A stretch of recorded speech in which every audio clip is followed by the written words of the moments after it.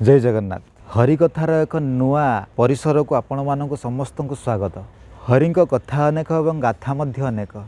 आसतु आज जानिबा प्रभु नारायण केमिति गज को कुंभीर कबलू रक्षा करथिले। त्रिकुट नामक पर्वत जोठारे एक विराट ह्रद जहिरे जलराशि मध्य जो पुष्प फुटे से पुष्प फुटी ह्रद को सुशोभित करुए। त्रिकुट पर्वतर अरण्य मध्य किछि हस्तीपल क्रीड़ा करुथांती। यही समय हस्तीपल मानक शस लगी थाए। से शस निवारण अर्थे से ह्रद निकटक जाई पहुँचले एवं ह्रद मध्य हस्तीपल अति आनंद मन क्रीड़ा करी तृषार्थ मेटाऊ था। यही समय से ह्रद मध्य एक विराट कुंभीर बास करुला।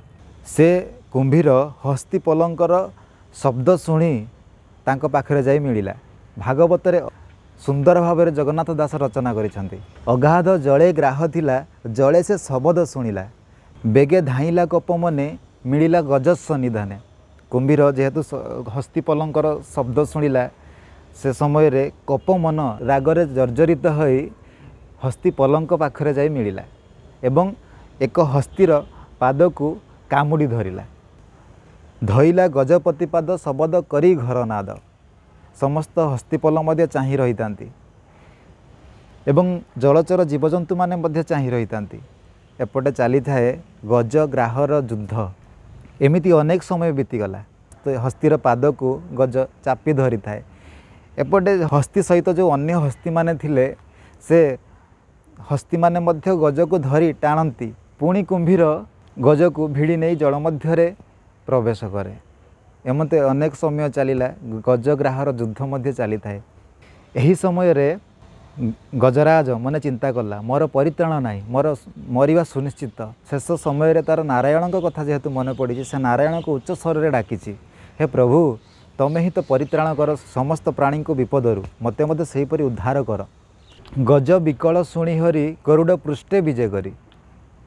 गजर विकर शुणी गजर आकुल निवेदना शुणी प्रभु नारायण गज निकटरे आसी उपस्थित हेले गरुड़ पृष्ठरे। महाप्रभु नारायण गज जेतेबेले चाहे तो उपरे गरुड़ पृष्ठरे विजय करिसेंती स्वयं लक्ष्मीकांत। संगे संगे एक पद्म पुष्पटीए तार शुंढ माध्यम अर्पण कला महाप्रभु नारायण को। देख ई गरुड़ पृष्ठर आकाश विजय चक्रधर पद्म गोटिए घेनी हस्ते ऊर्ध्वे चाहिला शून्य पथे बेगे नमिला शुंढ तली देखन्ते प्रभु वनमाली।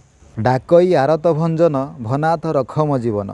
ग्राह पीड़ित देखी स्वयं नारायण गरुड़ पृष्ठरु ओह्लाई जल मध्य कुंभीर मुंड को छेदन कले सुदर्शन चक्र। स्वर्ग मध्य देवता माने मध्य चाहि रही तांती। गजग्राहर युद्ध एवं केमिति नारायण परित्राण कले गजराज को। जले पशिले चक्र पाणी चक्रे कुंभीर मुंड हाणी। सुदर्शन चक्र रे महाप्रभु कुंभीरर मुंड को हाणी गज को उद्धार करथिले। एहा ही थिला हरिंकर गाथा एवं कथा। अशेष हरिर महिमा के कहि पारे गुण सीमा। हरिर कथा अनेक एवं गाथा मध्य अनेक। जेमिति कुंभीर निकटरू गज को परित्राण करथिले सेमिति सकल जनंकर दुख को प्रभु हरि नियंतु। एहा ही आमर कामना।